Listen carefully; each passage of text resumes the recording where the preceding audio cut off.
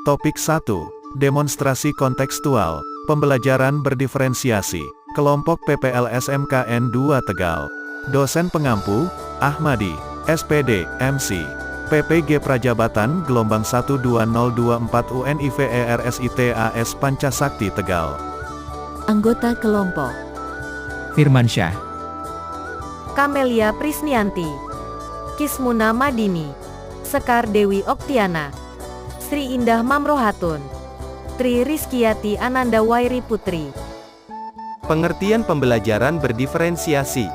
Menurut Marlina tahun 2019, pembelajaran berdiferensiasi adalah pembelajaran yang mengakomodir, melayani, dan mengakui keberagaman peserta didik dalam belajar sesuai dengan kesiapan, minat dan preferensi belajar peserta didik, kepedulian pada peserta didik dalam memperhatikan kekuatan dan kebutuhan peserta didik menjadi fokus perhatian dalam pembelajaran berdiferensiasi menurut Herona tahun 2021.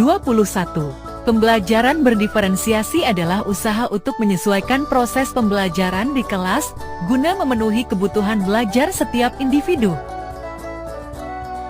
Pembelajaran berdiferensiasi adalah suatu upaya memenuhi kebutuhan peserta didik dalam mengembangkan potensi.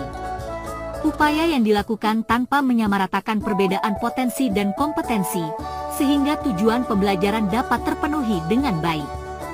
Dalam pelaksanaan pembelajaran berdiferensiasi, pendidik memerlukan tindakan yang tepat karena pembelajaran berdiferensiasi bukan berarti pembelajaran dengan memberikan perlakuan atau aktivitas yang berbeda pada setiap peserta didik. contoh keragaman anak di kelas. Anak B berasal dan keluarga berkecukupan yang dapat membantu meningkatkan potensinya. Namun hanya tinggal bersama ibunya.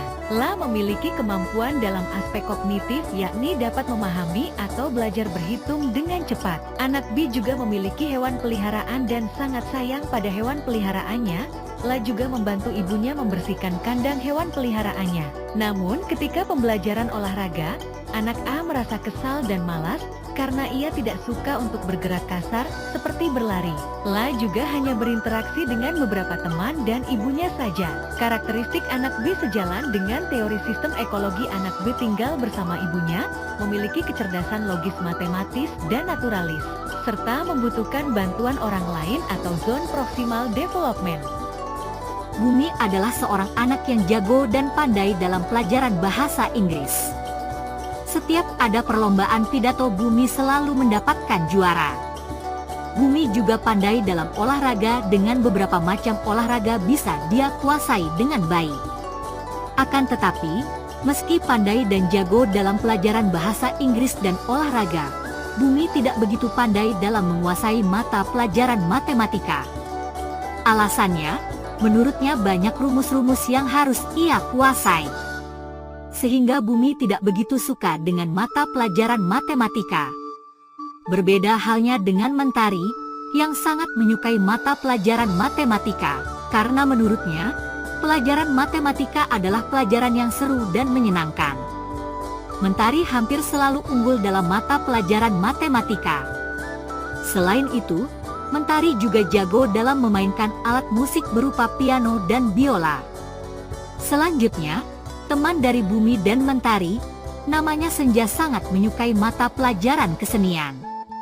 Senja sangat piawai dalam memainkan banyak alat musik, bahkan dapat dengan mudah menciptakan lagu sendiri. Teori pendukung meliputi sistem ekologi, multiple intelligence, CPD, dan learning modality. Sistem ekologi. Menurut sistem ekologi, peserta didik mempunyai latar belakang lingkungan yang berbeda-beda, baik dari lingkungan keluarga, strata ekonomi, pandangan tentang sesuatu, serta lingkungan orang-orang yang biasa berinteraksi dengan peserta didik tersebut. Teori sistem ekologi merupakan pandangan sosiokultural Bronfenbrenner tentang perkembangan yang terdiri dari 5 sistem lingkungan, yaitu mikrosistem, mesosistem, ekosistem, makrosistem, dan kronosistem. Multiple Intelligence, kecerdasan ganda, Howard Gardner. Teori tentang multiple intelligence atau dalam bahasa Indonesia biasa disebut sebagai kecerdasan majemuk.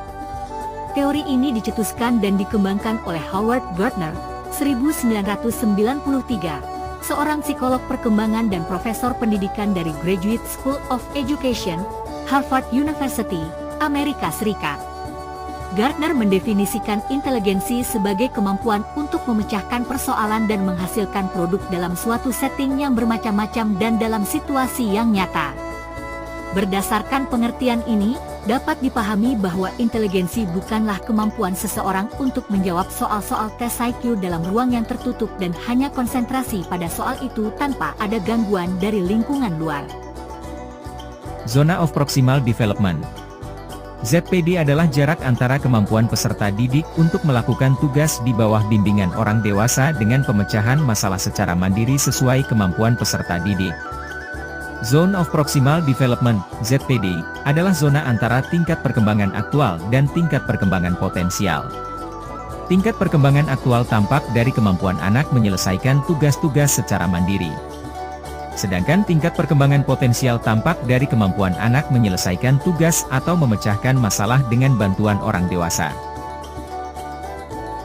Learning modality, perbedaan peserta didik dalam pembelajaran, juga dapat dilihat dari segi yang lain, yaitu learning modalities atau modalitas dalam belajar yang kerap salah diinterpretasikan sebagai gaya belajar. Learning modalities ini biasa dikenal sebagai VAK atau visual, auditory, dan kinestetik. Learning modalities dibagi menjadi 3 yaitu visual, auditory, kinestetik. Terima kasih telah menonton video ini.